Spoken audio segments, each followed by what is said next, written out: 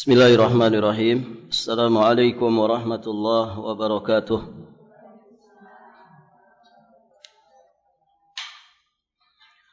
Alhamdulillah, wassalatu wassalam ala Rasulillah Muhammad ibn Abdullah wa ala alihi wa ashabihi wa mawalah. Asyhadu an la ilaha illallah wahdahu rabbi la syarikalah. وأشهد أن محمدًا عبده ورسوله أما بعد اللهم إنا نسألك علما نافعا ورزقا طيبا وعملا متقبلا اللهم علمنا ما ينفعنا وانفعنا بما علمتنا وزدنا علما. Para hadirin, akhwat wa ummahat fillah, rahimani wa rahimakumullah. Alhamdulillah, kita bersyukur kepada Allah Subhanahu wa taala. Kita sudah berada di penghujung dari bulan Sya'ban 1446 Hijriah. Allahumma sallimna ila Ramadan wa sallim lana Ramadan wa tasallamhu minna mutaqabbala. Kita akan melanjutkan pembahasan surat Al-Haqqah. Kita sekarang akan membahas ayat ke-22 sampai ayat ke-24. Allah Subhanahu wa taala berfirman, ba'da a'udzu billahi as-sami'il 'alim minasy syaithanir rajim, fi jannatin 'aliyah qutufuha daniyah kulu washrabu hani'an bima aslaftum fil ayyamil khaliyah. Allah berfirman yang artinya fi jannatin 'aliyah. Ini kelanjutan ayat-ayat sebelumnya. Itu orang-orang yang beriman yang mendapatkan catatan amal kebaikan dari sebelah kanan, mereka fi jannatin 'aliyah, di dalam surga yang tinggi, qutufuha daniyah, buah-buahannya dekat, kulu washrabu hani'an bima aslaftum fil ayyamil khaliyah. Kepada mereka dikatakan, makan dan minumlah dengan sedap, disebabkan amal yang telah kamu kerjakan pada hari-hari yang telah lalu. Baik, ibu-ibu yang dirahmati Allah, dari 3 ayat ini kita akan ambil beberapa pelajaran. Ada 5 pelajaran di sini. Itu salah tulis. Faidah terakhir itu faidah kelima.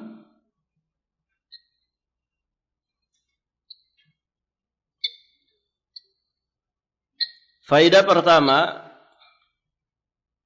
ayat ini menjelaskan gambaran keadaan tempat yang telah Allah Subhanahu wa taala sediakan bagi orang-orang yang beriman dan mendapatkan catatan amal dari kanan di akhirat nanti. Yakni Allah sampaikan keadaan tempat bagi mereka itu fi jannatin 'aliyah. Mereka berada di surga yang tinggi,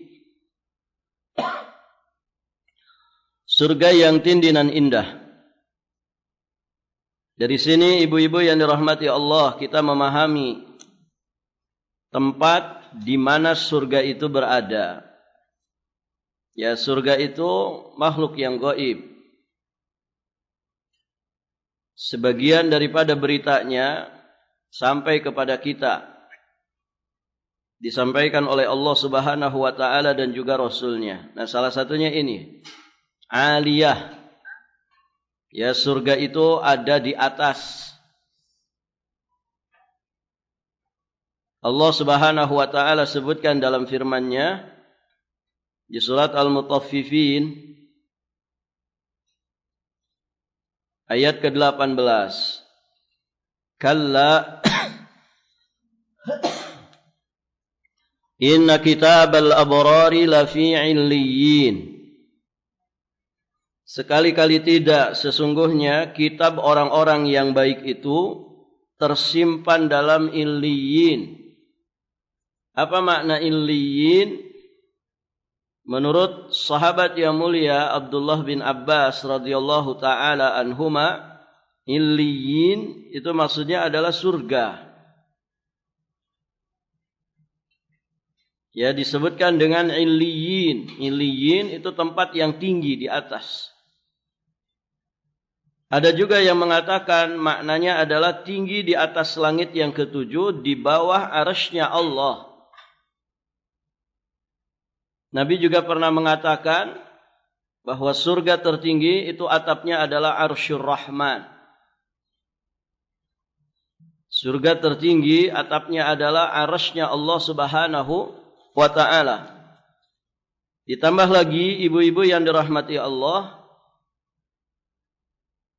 surga itu bertingkat ke atas. Disebut dengan darajat. Di satu riwayat hadis Nabi mengatakan sesungguhnya surga itu mi'atu darajah. Ada 100 tingkatan. 100 derajat. Derajat itu tingkatan ke atas. Sedangkan neraka itu tingkatannya ke bawah. Disebut dengan darokat. Nah, orang-orang munafikin fid darkil asfal minan nar. Mereka ada di kerak neraka yang paling bawah. Berarti neraka itu fi sijjin, ya, sedangkan surga itu illiyin. Dia tempatnya di atas. Sebagian ulama salaf juga menyebutkan sebuah athar yang menunjukkan bahwa letak surga itu berada di atas langit ketujuh. Dan itu sebagaimana juga disebutkan, ditunjukkan oleh sebuah hadis yang terdapat di Sahih Al-Bukhari dari jalan sahabat yang mulia Abu Hurairah radhiyallahu taala anhu. Rasulullah sallallahu alaihi wa alihi wasallam bersabda, "Fa idza sa'altumullaha fas'aluhul firdaus." Apabila kalian meminta kepada Allah, maka mintalah surga Firdaus. Mengapa? Fa innahu awsatul jannah. Karena Firdaus itu adalah surga tertinggi. Wa a'lal jannah. Urahu fauqahu arsyur rahman. Dan tengah-tengah yang berada di bawah arsy-Nya Allah. Firdaus kan surga tertinggi. Awsatul jannah wa a'lal jannah. Surga terbaik dan surga tertinggi. Yang di atasnya itu adalah arsy-Nya Allah. Arsy-Nya Ar-Rahman. Wa minhu, dari surga Firdaus inilah tafajjaru anharul jannah. Memancar mata air sungai surga. Ada hulu, ada hilir, kan begitu Ibu? Sungai itu ada hulunya tidak? Pasti ada hulunya. Sungai Mahakam misalkan yang ada di kita ini. Ada hulunya enggak Ibu? Ada. Hulunya di atas gunung sana, mungkin di di Kutai Barat kah? Atau mungkin bahkan dari Kalimantan Barat. Taib, mengalir. Pasti ada hulunya. Nah, dari surga Firdauslah tafajjaru anharul jannah. Memancar mata air sungai surga. Ada sungai apa saja di surga? Ada yang pernah ke sana? Ada sungai air tawar. Ada sungai madu, ada sungai susu. Satu lagi sungai apa, Bu? Sungai khamar. Sungai khamar, sungai madu, sungai susu, sungai air tawar. Allahumma inna nas'alukal firdaus. Semoga Allah menganugerahkan kepada kita surga firdaus. Dan kalau minta surga ya mintanya surga firdaus. Ini perintah dari Nabi. Jangan, Ustaz, saya tidak ada tampang firdaus. Ya. Jangan begitu. Kita itu harus berhusnudzon kepada Allah. Kata Nabi, minta surga firdaus. Minta surga firdaus. Kata Nabi begitu. Nabi enggak mengatakan, kalau kamu orang biasa jangan minta firdaus. Kalau kamu orang punya kedudukan dalam agama, silahkan minta firdaus. Kan enggak begitu. Ini umum perintahnya. Silahkan minta surga firdaus. Namanya bercita-cita itu setinggi mungkin. Kan begitu. Gantungkan cita-citamu setinggi firdaus. Kan begitu. Jangan setinggi langit. Karena di atas langit masih ada langit. Maka gantungkan cita-citamu setinggi firdaus. Baik, ibu-ibu yang dirahmati Allah. Itu ya. Jadi jannah itu aliyah. Jannah itu tinggi. Ada di tempat yang tinggi. Beda dengan neraka. Neraka itu tempatnya di bawah. Surga juga tingkatannya ke atas. Semakin tingkatannya atas, maka semakin istimewa. Baik, ibu-ibu yang dirahmati Allah. Berikutnya, kutufuha daniyah. Kutufuha daniyah. Buah-buahannya dekat. Nah, ini gambaran berikutnya dari kenikmatan surga. Yakni buah-buahannya itu sangat mudah dipetik karena letaknya dekat. Bisa diambil oleh orang yang berdiri, bahkan bisa dipetik oleh orang yang duduk, bahkan juga bisa dipetik oleh orang yang sedang tiduran. Masya Allah. Jadi tidak usah manjat, tidak usah juga cari tangga. Tidak perlu pakai alat. Ya kan Ibu? Menunjukkan apa itu? Betapa indahnya kebun-kebun yang ada di surga. Betapa indahnya surga itu. Betapa nikmatnya orang yang ada di surga itu. Di ayat yang lain, di surat Al-Insan ayat ke-14. Allah Subhanahu wa taala berfirman, wadaniyatan 'alaihim dhilaluha wa dhullilat qutufuha tadlila. Dan naungan pohon-pohon surga itu dekat di atas mereka. Dan buahnya dimudahkan memetiknya semudah-mudahnya.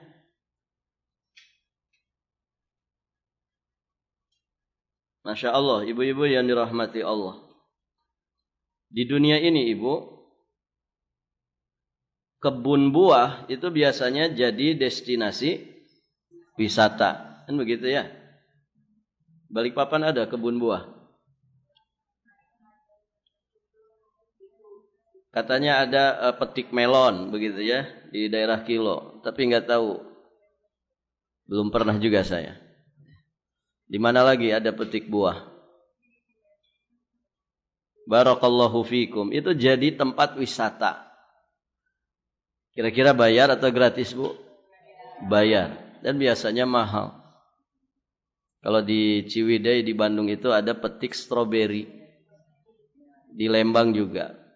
Di Malang ada petik apel. Kan begitu ya? Masya Allah. Itu jadi tempat wisata. Di dunia ini kalau kita mau ke tempat seperti itu harus ngeluarin duit. Nah di surga, Masya Allah. Cukup kita jadi orang bertakwa di dunia, nanti dapat di surga. Ya kan?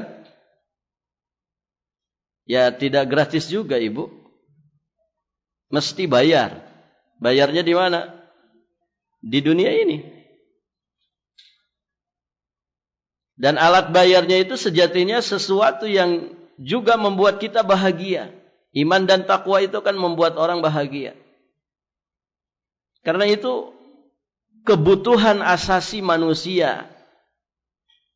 Kebutuhan asasi manusia beriman dan bertakwa kepada Allah. Hidupnya akan tenang. Hidupnya akan tenang. Walaupun orang itu menganggapnya dia pas-pasan ekonominya. Walaupun manusia menganggapnya dia sepertinya orang yang susah. Tapi punya iman dan punya takwa, dia pasti punya qanaah. Dan orang yang qanaah itu sekaya-kayanya manusia. Bagaimana tidak kaya? Dia merasa ridho, dia merasa puas dengan jatah yang Allah berikan kepada dirinya. Ya, sedangkan orang-orang yang mungkin gede gajinya, jadi dirut, gajinya 1 bulan 500 juta. Tetap saja ternyata korupsi. Berarti kan merasa kurang. Ibu, kalau suami ibu digaji 1 bulan 500 juta, cukup enggak kira-kira?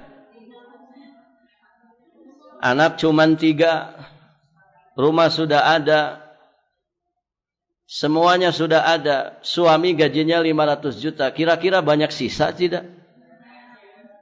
Kebangetan sisanya. Ya. Begitu kan? Tapi kenapa itu? Orang kok masih tidak merasa puas? Itu tidak adanya iman dan takwa. Orang yang selalu merasa tidak puas berarti tidak qanaah. Orang yang tidak qanaah itu sejatinya orang miskin. Miskin dia. Kenapa? Selalu merasa butuh. Selalu merasa kurang. Akhirnya dia harus menghalalkan segala macam cara. Walaupun merugikan seluruh rakyat Indonesia. Tidak peduli.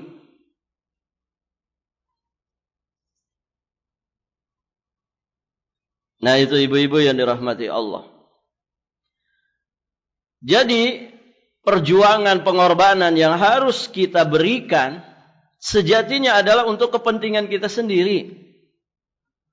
Kalau nanti fasilitas-fasilitas surga itu diberikan, sejatinya Allah Subhanahu wa ta'ala tidak butuh dengan perjuangan pengorbanan kita di dunia. Mati-matian kita beriman, mati-matian kita berislam, mati-matian kita menjaga hidayah iman dan Islam ini sampai nanti kita mati. Sejatinya itu adalah kasih sayang Allah untuk diri kita sendiri. Karena Allah itu ghaniyun hamid. Allah sudah maha kaya, maha terpuji. Seluruh umat manusia, bahkan bangsa jin durhaka kepada Allah. Demi Allah itu tidak akan mengurangi kerajaan Allah sedikit pun. Tidak akan memadarati Allah sedikit pun. Justru yang dapat madarat, hamba-hamba Allah itu sendiri ketika tidak mau beribadah kepadanya. Masya Allah. Ibu difasilitasi dengan kebaikan, kemudian ibu dipersyaratkan sesuatu. Yang sesuatu ini sejatinya juga adalah fasilitas kebaikan. Maka itu kan kasih sayang Allah. Kasih sayang Allah. Karena ibu, ya ketaatan itu menenteramkan hati. Apa kata Nabi? Al-birru husnul khuluq. Al-birru husnul khuluq. Kebaikan itu adalah akhlak yang baik. Attitude yang baik. Al-birru matma'anna ilaihin nafsu. Watma'anna ilaihil qalbu.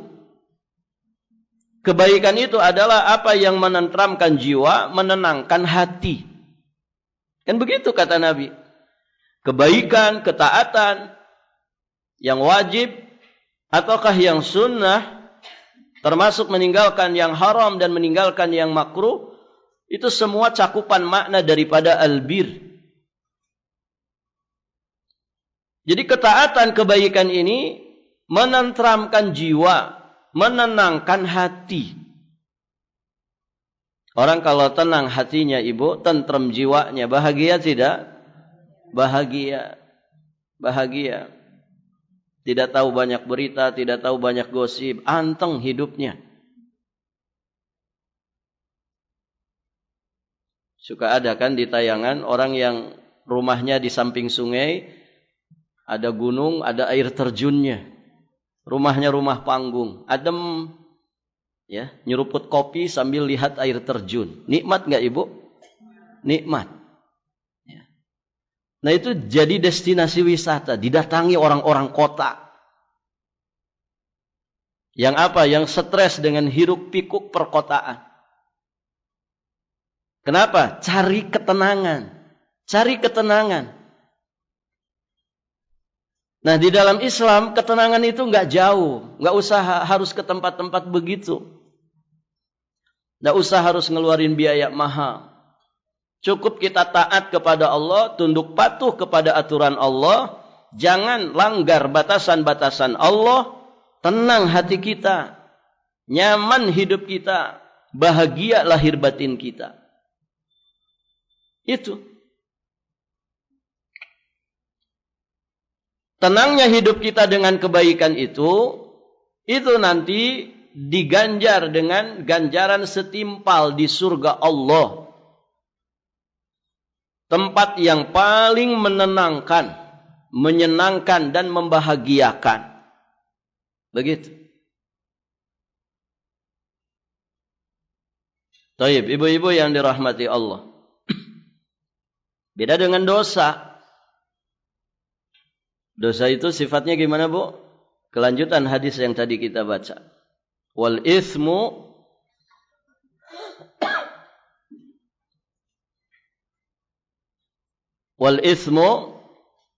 apa kelanjutannya? Mahaka fi sadrika, apa yang meresahkan dadamu. Itu ciri dosa. Lagi ngarokok, ketemu teman pengajian. Tiba-tiba panik. Tiba-tiba panik.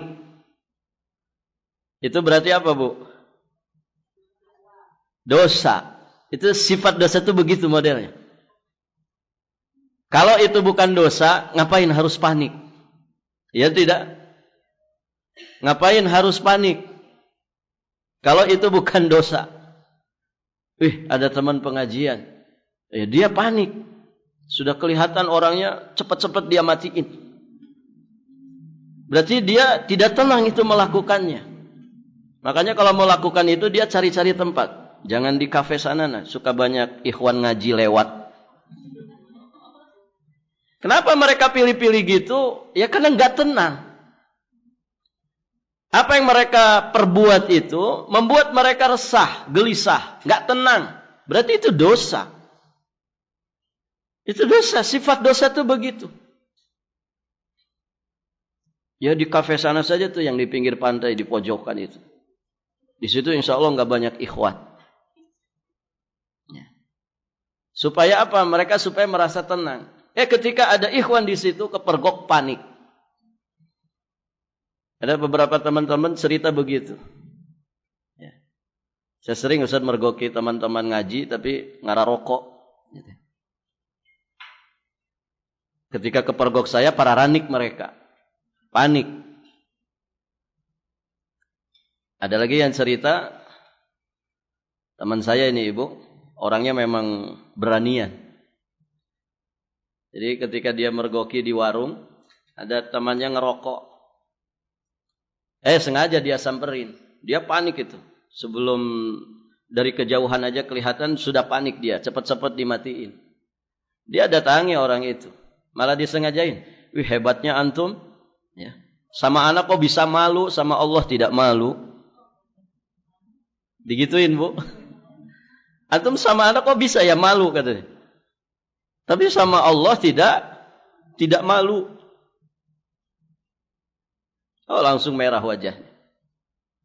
Nah, itu sifat dosa. Mahaka fi sadrika. Apa yang membuat resah di dadamu. Nah, kalau dilanjutkan, wa karihta an yattali'a alaihin nas. Dan kamu enggak suka perbuatan dosamu itu dipergoki manusia. Itu ciri dosa. Kalau bukan dosa, mau dipergoki kah? Mau disut kah? Di video kah? Nggak ada masalah. Toh bukan dosa. Tapi ketika ada kepanikan, ketika kamu tidak suka dipergoki oleh manusia, manusia zaman sekarang kan mancoknya 24 jam. Ya kan Ibu? Ibu mau kemana saja kan ada CCTV di mana-mana. Ada CCTV dari mata orang, ada CCTV alat kamera. Ya, ibu-ibu yang dirahmati Allah. Itu sifat dosa. Nah, ketika orang berbuat dosa di dunia dengan sifat-sifat tadi, taraddada fi sadri, bikin ragu, ya bikin keraguan di dalam hati atau meresahkan hati, meresahkan jiwa. Kemudian dia tidak mau dipergoki oleh orang. Ini kalau kemudian dia tidak bertaubat sebelum wafatnya, itu akan berbuah kepada kesengsaraan di kehidupan akhirat nanti. Jadi dosa itu, Ibu, dosa itu tidak nyaman di hati ketika dilakukan manusia di dunia. Ketidaknyamanan itu berlanjut kalau dia tidak mau tobat. Berlanjut di mana? Di alam kubur berlanjut. Kemudian disiksa neraka juga berlanjut lebih parah lagi. Sekadar dengan dosanya masing-masing. Ada yang kekal abadi. Ada juga yang kemudian dia disiksa di neraka sekadar dengan dosa-dosanya. Untuk kemudian dipindahkan ke surga Allah. Nah, ini kan jelas gitu ya. Rentetan dan runtutan untuk orang itu menuju neraka sejatinya adalah perkara-perkara yang tidak menenangkan hati. Tapi kenapa manusia itu banyak doyan? Kenapa kira-kira, Bu? Iya, karena ada temannya. Siapa temannya? Syaitan. Yang kerjaannya itu adalah apa, Ibu? Kerjaan setan itu apa? Menjadikan keburukan itu nampak indah. Begitu. Itu kerjaannya setan. Dikasih syubhat manusia ini. Bahwa semua dosa, semua maksiat itu dipandang kebaikan. Dipandang perkara-perkara yang nikmat. Padahal sejatinya tidak seperti itu. Itu permainannya syaitan. Belum lagi bermain kata-kata. Begitu kan? Yang buruk-buruk dibungkus dengan istilah-istilah baik. Pezina diistilahkan dengan PSK. Makanya dia pede. Mirip-mirip PNS. Ya kan? Anda PNS, saya PSK. Ya. Kan seperti kerjaan begitu kan? Sama-sama depannya P. Selingkuh dipelesetkan. Selingan indah, rumah tangga utuh. Riba dikatakan bunga. Ya gimana manusia tidak merasa nikmat? Ya kan Ibu? Zina, jiji-jiji ngenah. Gitu ya. Jiji tapi enak. Ya. Ini kerjaannya syaitan. Permainannya syaitan. Korupsi dianggap biasa. Kenapa? Karena berjamaah. Mengerikan. Nah, kalau orang punya iman, dia akan sadari itu. Rugi orang-orang itu. Sudah mati dunia, dia bergeliman dengan dosa dan maksiat yang meresahkan jiwanya, menjauhkan dirinya dari ketenangan dan kenyamanan hidup. Ketika dia tidak bertaubat, berlanjut siksa kubur dan berlanjut siksa di dalam neraka yang lebih dahsyat lagi. Kalau orang lihat pakai kacamata iman, maka dia pasti akan jauhi dosa. Sebanyak apapun orang yang mengerjakannya, senikmat apapun kelihatannya orang-orang yang berbuat dosa dan maksiat itu, dia katakan no maksiat, nehi maksiat. Ya. Nah itu ibu-ibu yang dirahmati Allah. Jadi kalau pengen kita di surga nikmat, santai, senang, bahagia, selamat, dapat semua fasilitasnya, maka berjuang dan berkorbanlah di dunia memerangi hawa nafsu. Yang sejatinya perjuangan, pengorbanan kita untuk kokoh di atas iman dan Islam itu sejatinya adalah perkara yang membahagiakan lahir batin kita. Dan itu tidak lama, sampai mati saja. Kalau besok mati ya sampai besok. Tahan, pertahankan, istiqomahkan iman dan Islam kita sampai mati. Wala tamutunna illa wa antum muslimun. Maka coba baca lagi ya bagaimana ahli surga itu. Tentang surganya, tentang penghuninya. Betapa nikmatnya mereka itu. Di surat Ar-Rahman ayat 54 juga Allah sampaikan.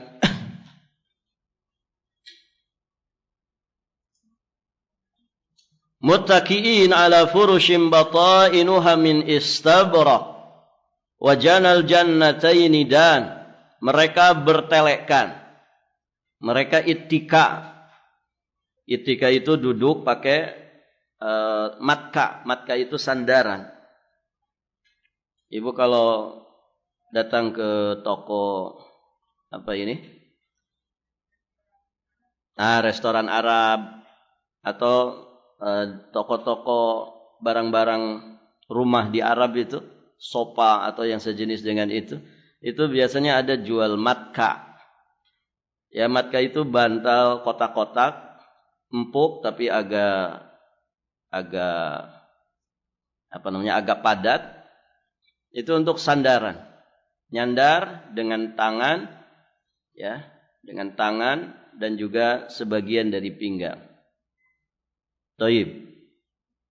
Nah, muttaqiin ala furushim batainuha min istabrak. Mereka bertelekan di atas permadani yang sebelah dalamnya itu dari istabrak, dari surga, dari sutra. Wajanal jannataini dan buah-buahan di kedua surga itu dapat dipetik dari dekat. Buah-buahan di kedua surga itu dapat dipetik dari dekat. Masya Allah. Pokoknya indah ya. Banyak ayat-ayat dan juga hadis-hadis yang menggambarkan keindahan surga dan betapa nikmat para penghuni di dalamnya. Ya. Sebagian ulama kemudian menulis kitab-kitab khusus terkait dengan surga dan neraka. Baik, ibu-ibu yang dirahmati Allah. Pelajaran berikutnya dari firman Allah, kulu washrabu hani'an. Kepada mereka dikatakan, ini sambutan para malaikat kepada ahli surga. Kulu washrabu hani'an.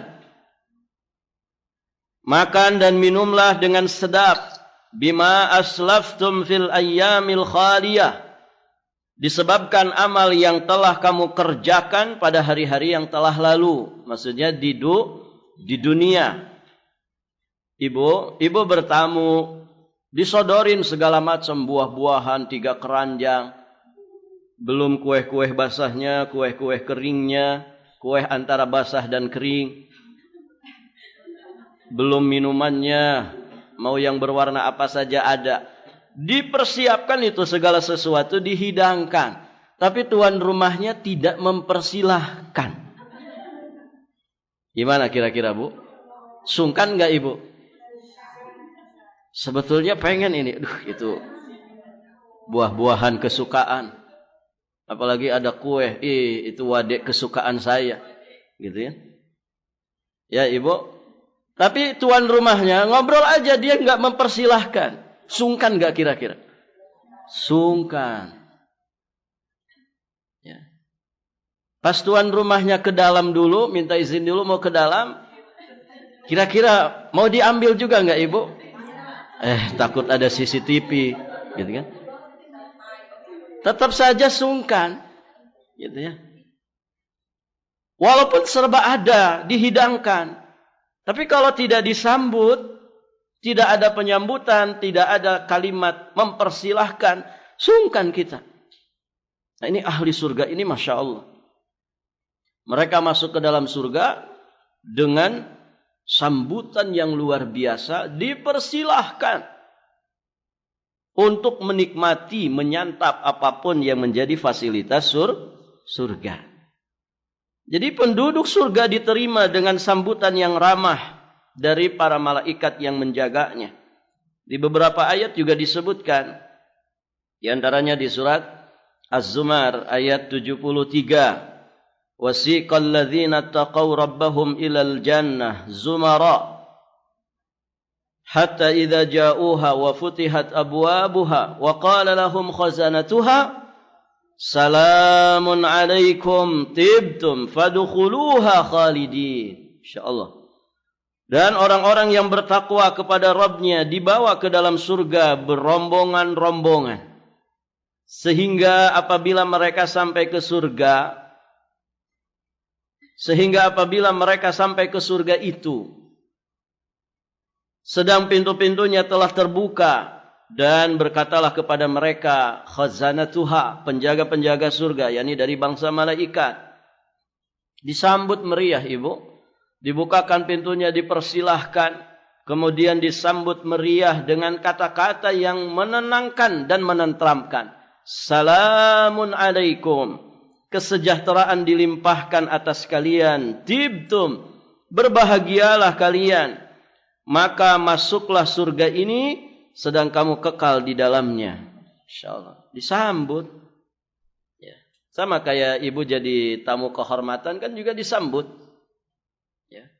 Baru turun di bandara saja sudah dikalungi bunga, digelari karpet merah, gitu ya.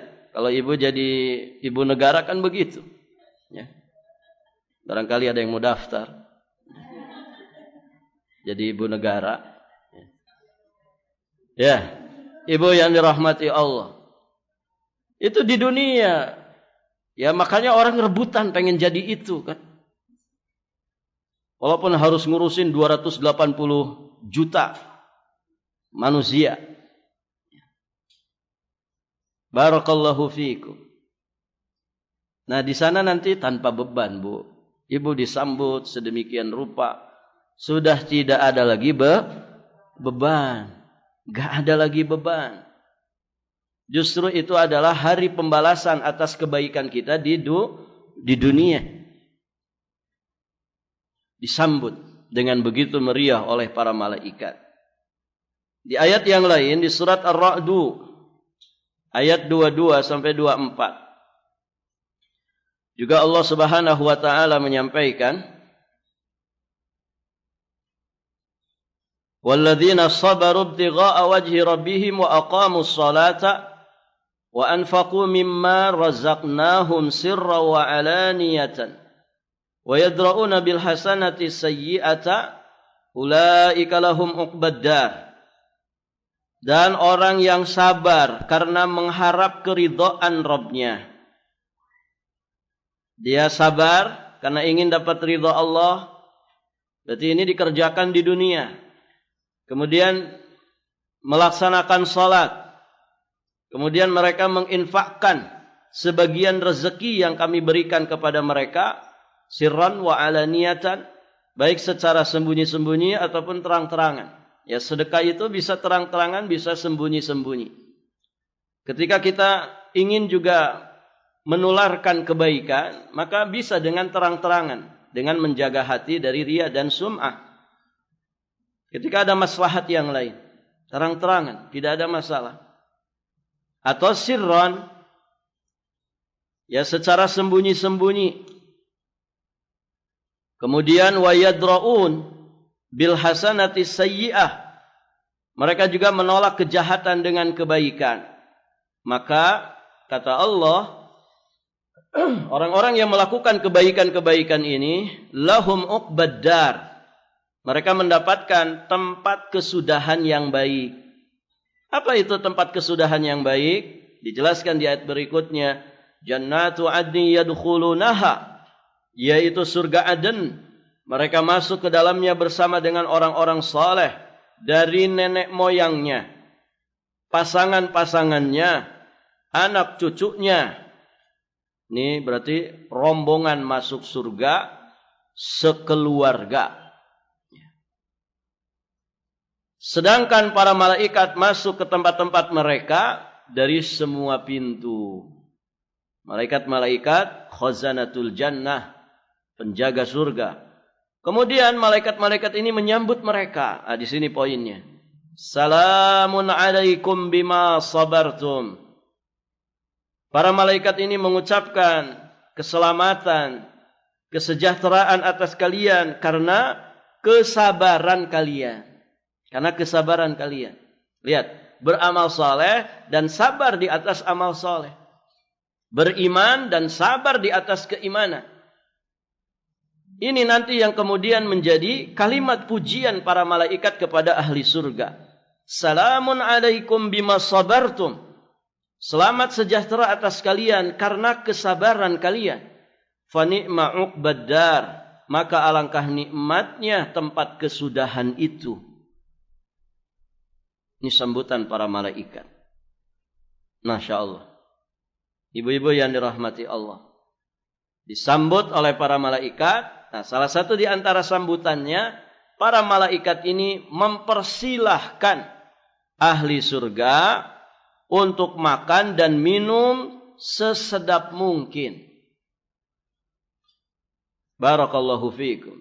Dan tidak usah pilih-pilih makanan minuman. Di dunia kan ibu pilih-pilih. Ya. Di dunia pilih-pilih. Di sana enggak ada pilih-pilih. Ibu mau mereguk sungai khamar saja boleh. Kalau di dunia minum khamar boleh? Tidak boleh. Taib. Kulu washrabu hani'an. Silahkan makan. Silahkan minum. Hani'an. Dengan sedap dan nikmat. Nah, ini dipersilahkan oleh para malaikat. Baik. Makan dan minum di surga tentu berbeda dengan makan dan minum di dunia. Ibu makan satu piring harga 100.000 dengan makan satu piring 10.000. Sama atau beda ibu?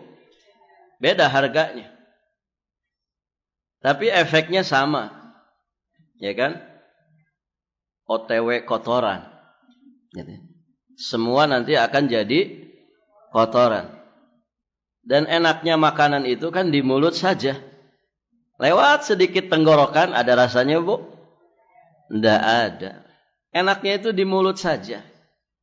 Ditambah lagi enaknya makanan itu di piring pertama saja. Ya kalau gara rembul piring kedua masih enak lah. Gitu ya. Kalau doyan makan. Tapi piring ketiga berubah dari enak menjadi enak. Karena ibu kekenyangan, rasanya kan tidak enak, begah. Begah, asam lambung naik. Malah jadi sebel. Makanya ada istilah, istilah orang kita itu? Cuci mulut. Tahu cuci mulut ibu? Sebagian orang cuci mulut tuh ngarokok, ngilangin rasa sebel. Sebagian orang cuci mulut tuh ya kalau di warung Padang berarti pisang, Begitu ya.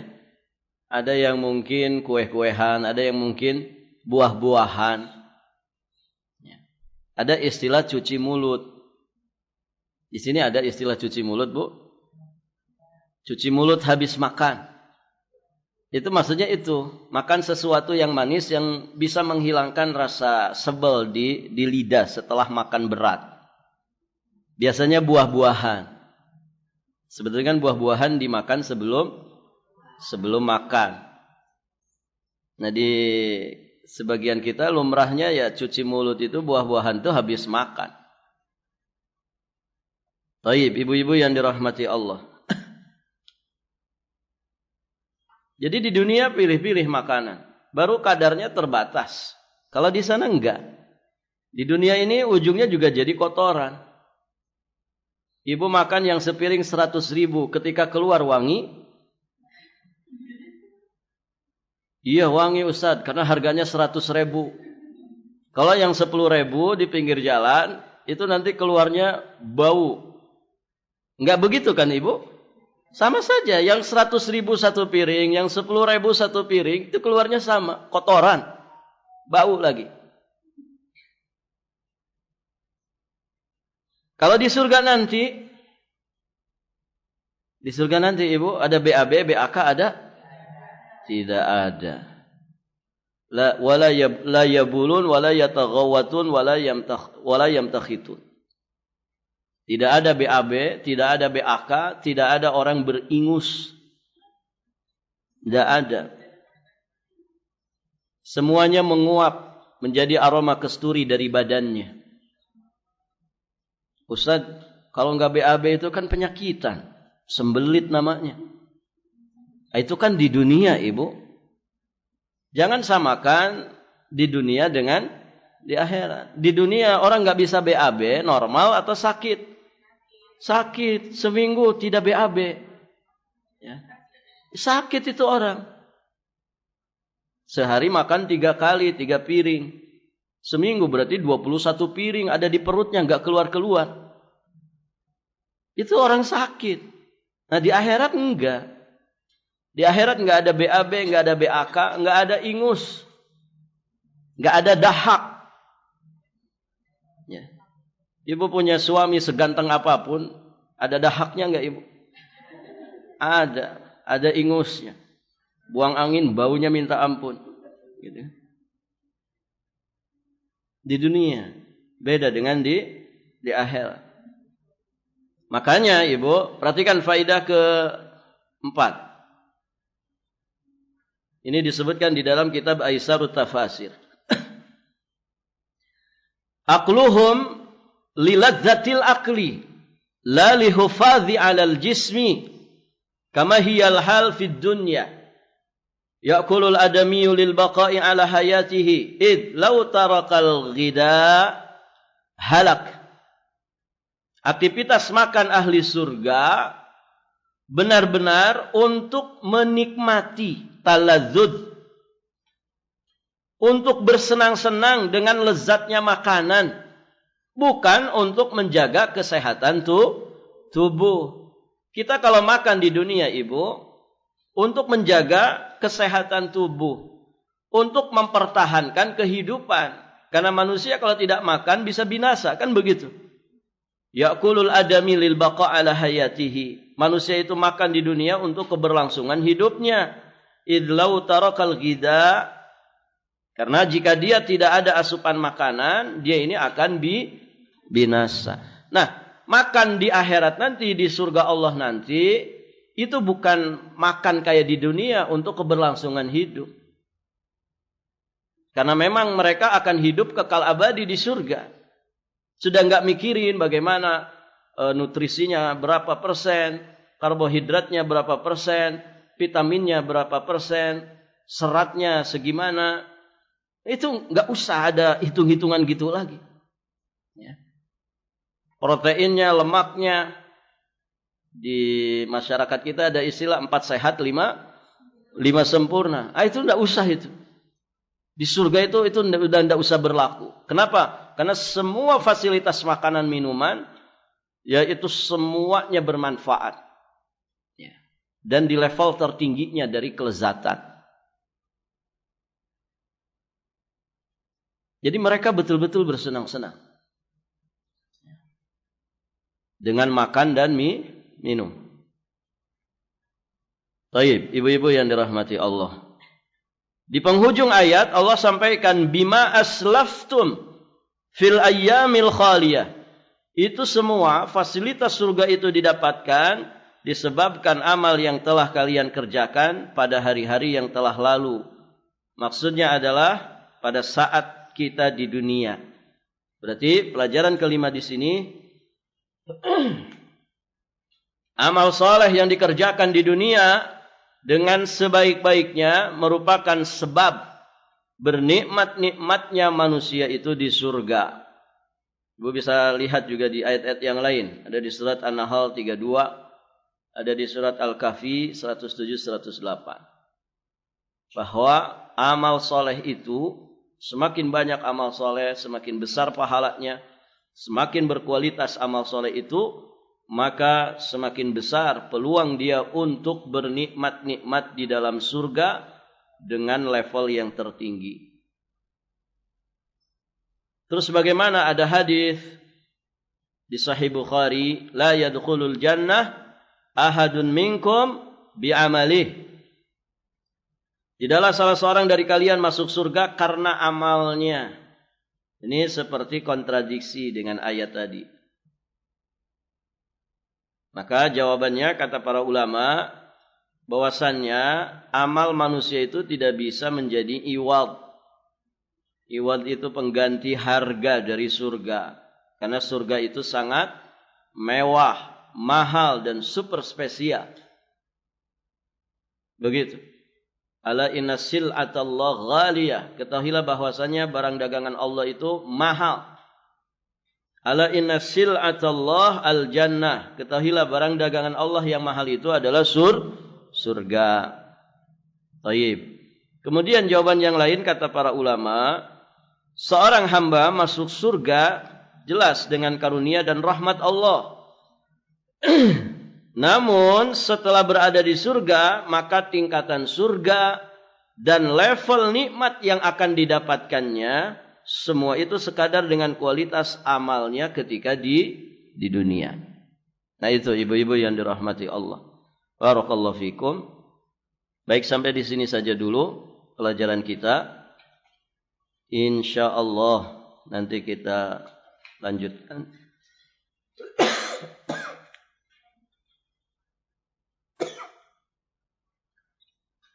Berarti kita lanjutkan hari Selasa Ibu ya. InsyaAllah.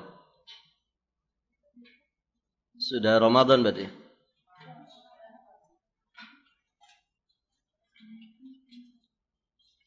Offline kan Ibu di sini ya. Baik. Jadi Selasa dan Jumat ya. Kita bahas tafsir aja karena Ramadan adalah syahrul Quran. Ya, kita fokuskan untuk banyak berinteraksi dengan Al-Quran, terlebih menggali isi kandungan maknanya, juga faidah-faidahnya untuk bisa kita tafakuri dan tadaburi. Baik ibu-ibu sampai di sini. Baik ibu sampai di sini saja. Saya kira cukup. InsyaAllah ta'ala nanti di kesempatan berikutnya kita lanjutkan. Hari Selasa insyaallah kita lanjutkan ayat 25 ya. Insyaallah. Baik ibu-ibu sampai di sini kita akhiri dan kita tutup dengan doa kafaratul majlis. Subhanakallahumma bihamdik asyhadu an la ilaha illa anta astaghfiruka wa atubu ilaik. Hadanallahu wa iyyakum ajma'in. Wallahul muwaffiq ila aqwamit thariq. Al-'afwu minkum wassalamu alaikum warahmatullahi wabarakatuh.